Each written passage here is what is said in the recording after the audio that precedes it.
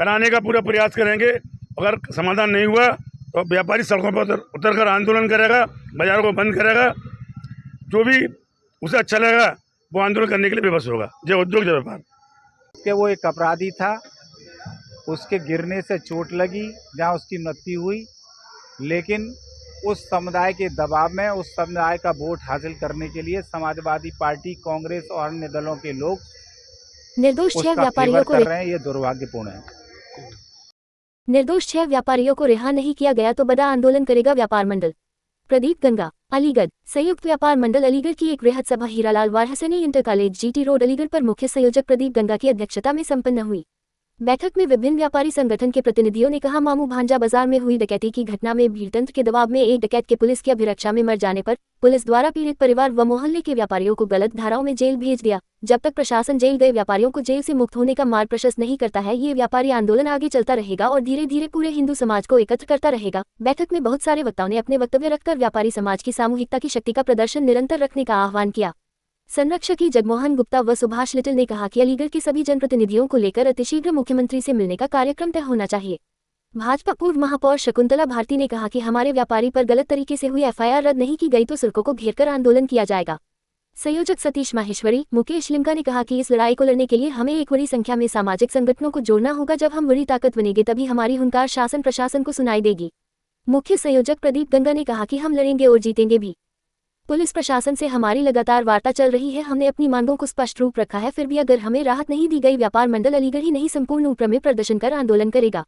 हम पुलिस प्रशासन को 1 सप्ताह का समय निर्धारित कर रहे हैं। हमें विश्वास है कि हमारी मांगों को मानकर FIR में परिवर्तन किया जाएगा, अन्यथा आंदोलन तो हमारा आखिरी विकल्प रहेगा ही। हर हाल में बेकसूर व्यापारियों को रिहा कराना ही हमारा लक्ष्य है। भाजपा पूर्व अध्यक्ष विवेक सारस्वत, यतेंद्र वाइके ने कहा कि बहुत जल्द अच्छे परिणाम आने की उम्मीद है। निर्दोष व्यापारियों को बहुत समय तक जेल में नहीं रहने दिया जाएगा। अलीगढ़ से प्रधान संपादक वीरेश यादव की रिपोर्ट। है संयुक्त व्यापार मंडल अलीगढ़ का मैं मुख्य संयोजक हूँ। संयुक्त व्यापार मंडल के माध्यम से आज एक वृहद बैठक का आयोजन हीरालाल वारहसनी स्कूल में किया जा रहा है।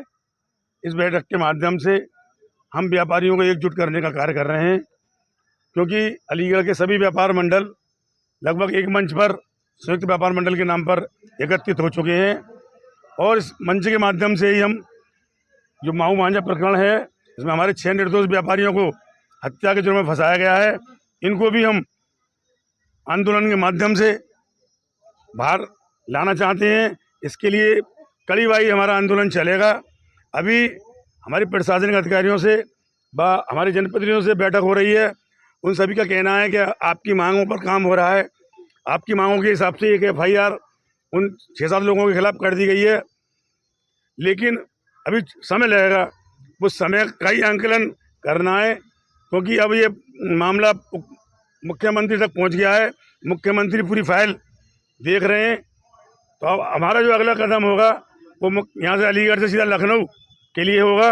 हम अति शीघ्र लखनऊ मुख्यमंत्री समय लेकर मुख्यमंत्री से मिलेंगे और इस समस्या का समाधान कराने का पूरा प्रयास करेंगे। अगर समाधान नहीं हुआ तो व्यापारी सड़कों पर उतर कर आंदोलन करेगा, बाजारों को बंद करेगा। जो भी उसे अच्छा लगेगा वो आंदोलन करने के लिए विवश होगा। जय उद्योग जय व्यापार।